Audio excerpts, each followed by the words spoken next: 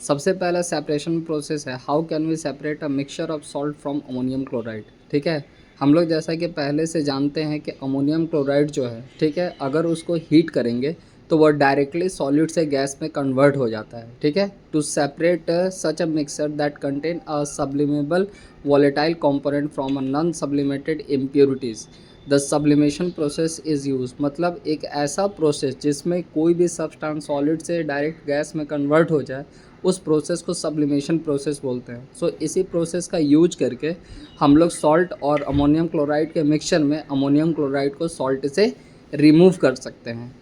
अब जैसे कि अभी हम बोले कि सब्लिमेशन प्रोसेस वैसे कंपोनेंट के लिए अप्लाई होता है जो सॉलिड से डायरेक्ट गैस में कन्वर्ट हो जाते हैं। जैसे कि एक एग्जांपल इसका है अमोनियम क्लोराइड। इसके अलावा कैम्फर, नैप्थेलिन, ठीक है, और एंथ्रेसन, ये सारे के सारे सब्लिमेटिंग कंपोनेंट होते हैं जो सॉलिड से डायरेक्ट गैस में कन्वर्ट हो जाते हैं। सेकेंड मेरा प्रोसेस था, is the dye in black ink a single colour. बोल रहा है ब्लैक इंक का जो डाई होता है क्या उसमें सिंगल कलर होता है। तो इसको एक्सपेरिमेंटली समझने के लिए हम एक पतला सा फिल्टर पेपर लेते हैं और उसके बॉटम एज से 3 सेंटीमीटर का हाइट पे, ठीक है, एक स्ट्रेट लाइन पेंसिल से ड्रॉ कर देते हैं। जो स्ट्रेट लाइन हम ड्रॉ किए हैं, ठीक है, उसके बीच में स्केच पेन से या फिर फाउंटेन पेन से एक छोटा सा डॉट बना देते हैं। ठीक है, उसके बाद इसको हम लोग करते हैं क्या, ड्राई होने के लिए छोड़ देते हैं। जो मेरा फ़िल्टर पेपर है उसके लोअर हिस्से को एक जार में रख देते हैं या टेस्ट ट्यूब में रख देते हैं जो कि पानी से भरा हुआ है, और इंक जिस जगह पे पॉइंट किया गया है उसको थोड़े हाइट पर रख देते हैं।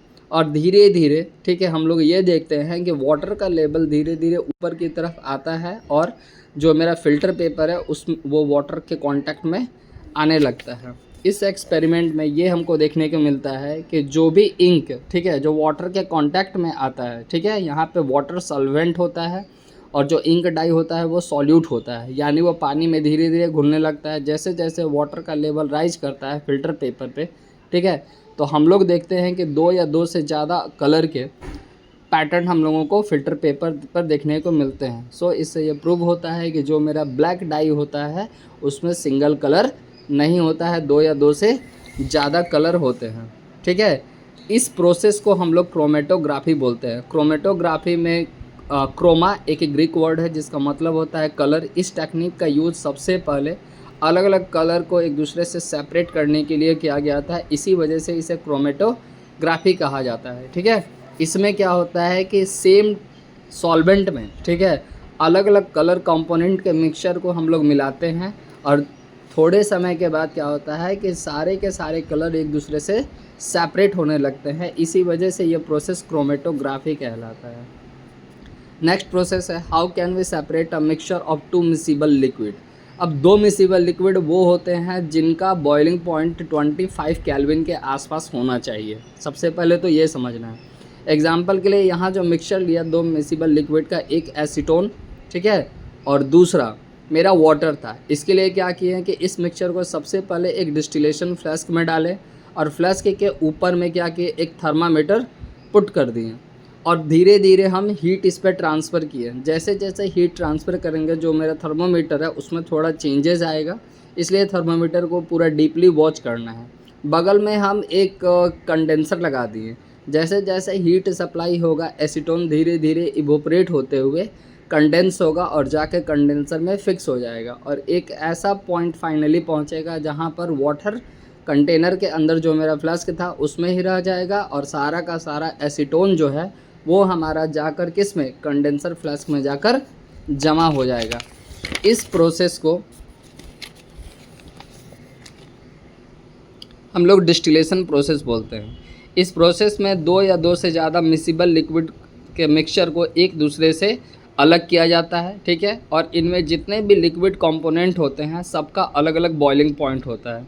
इसलिए ये बताया जा रहा है कि अगर 2 या 2 से ज़्यादा मिसिबल लिक्विड हैं और उनके मिक्सचर को अगर एक दूसरे से सेपरेट करना है, ठीक है, तो जो भी उसमें कंपोनेंट यूज करेंगे उनका बॉइलिंग पॉइंट 25 केल्विन से कम होना चाहिए। इसी प्रोसेस का यूज करके हम लोग पेट्रोलियम प्रोडक्ट को एक दूसरे से सेपरेट करते हैं।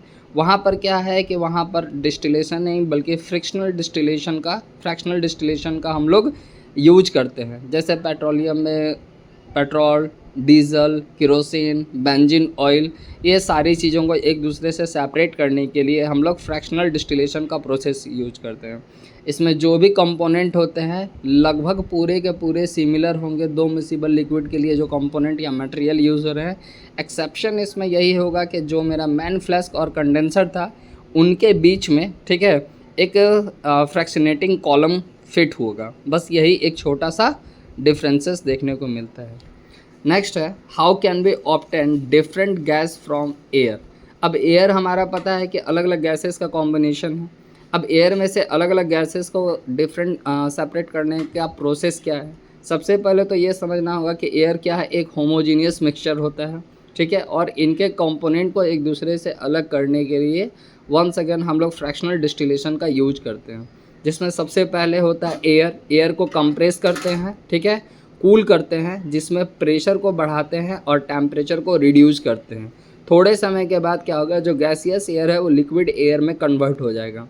उसके बाद धीरे धीरे इसको फ्रैक्शनल डिस्टिलेशन कॉलम पे धीरे धीरे हम लोग इसको गर्म करेंगे। जैसे जैसे हम गर्म करते जाएंगे सारे के सारे गैसेस जो कि एयर में मिले हुए थे वो एक दूसरे से धीरे धीरे धीरे धीरे सेपरेट होते चले जाएंगे।